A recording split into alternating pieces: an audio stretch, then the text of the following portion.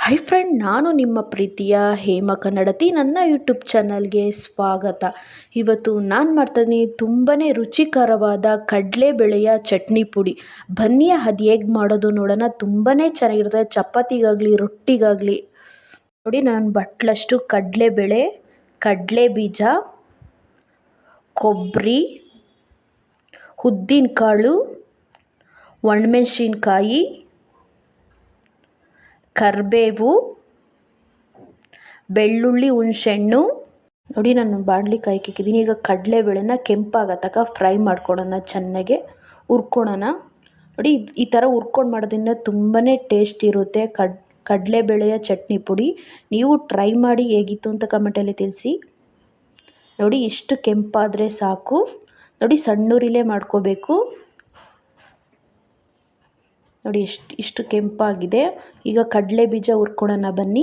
ನಾನು ಸಿಪ್ಪೆ ತೆಗಿತಿಲ್ಲ, ಕಡಲೆ ಬೀಜದ ಹಾಗೆ ಸಮೇತ ಹಾಕ್ತಿದ್ದೀನಿ. ತುಂಬ ಚೆನ್ನಾಗಿರುತ್ತೆ ಚಟ್ನಿ ಪುಡಿಗೆ. ನೋಡಿ, ಇಷ್ಟು ಕೆಂಪಾದರೆ ಸಾಕು ಕಡಲೆ ಬೀಜ. ನೋಡಿ, ಈಗ ನಾನು ಕಡಲೆಬೇಳೆ ಹುರ್ಕೋತಾ ಇದ್ದೀನಿ. ಉದ್ದಿನಕಾಳು. ನೋಡಿ, ಉದ್ದಿನಕಾಳು ಕೆಂಪಾಗೋ ತನಕ ಫ್ರೈ ಮಾಡ್ಕೊಳ್ಳೋಣ. ನೋಡಿ, ಈಗ ಒಣಮೆಣ್ಸಿಕಾಯಿ ಒಂದು ಸ್ವಲ್ಪ ಬೆಚ್ಚಗಾಗೋ ತನಕ ಫ್ರೈ ಮಾಡ್ಕೊಳ್ಳೋಣ. ನೋಡಿ, ಇಷ್ಟು ಬೆಚ್ಚಗಾದರೆ ಸಾಕು. ಈಗ ನಾನು ಕೊಬ್ಬರಿನ ಸಣ್ಣೂರಿಲಿ ಒಂದು ಸ್ವಲ್ಪ ಬೆಚ್ಚಗೆ ಹುರ್ಕೊತಾ ಇದ್ದೀನಿ. ತುಂಬಾ ಚೆನ್ನಾಗಿದೆ ಕೊಬ್ಬರಿ ಹುರ್ಕೊಳೋದ್ರಿಂದ, ತುಂಬ ಟೇಸ್ಟ್ ಕೊಡುತ್ತೆ. ಈಗ ನಾನು ಕರಿಬೇವನ್ನ ಹುರ್ಕೊತಾ ಇದ್ದೀನಿ. ನೋಡಿ, ಕರಿಬೇವು ಹಿಂಗೆ ಮುಟ್ಟಿದ್ರೆ ಪುಡಿ ಆಗಬೇಕು ಅಂತ ತನಕ ಫ್ರೈ ಮಾಡ್ಕೊಳ್ಳೋಣ ಚೆನ್ನಾಗೆ.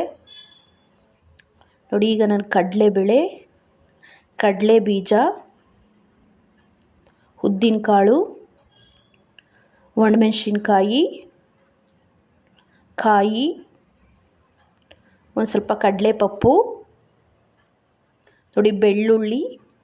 ನೋಡಿ, ಈಗ ಚೆನ್ನಾಗೆ ಫ್ರೈ ಮಾಡ್ಕೊಳ್ಳೋಣ ಚೆನ್ನಾಗೆ ಸಣ್ಣೂರಿಲೇ.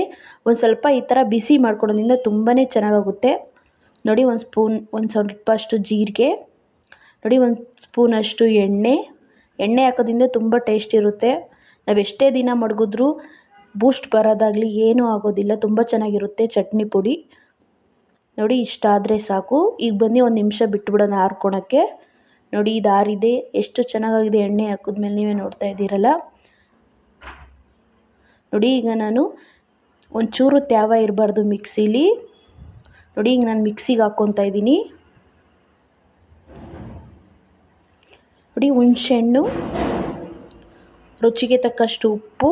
ಬನ್ನಿ ಈಗ ನುಣ್ಣಗೆ ಮಿಕ್ಸಿಲಿ ಹೊಡ್ಕೊಬರೋಣ. ನೋಡಿ, ಎಷ್ಟು ನುಣ್ಣಗೆ ಹೊಡೆದಿದ್ದೀನಿ ಅಂತ ನಾನು ಕಡಲೆಬೇಳೆದ ಚಟ್ನಿ ಪುಡಿನ.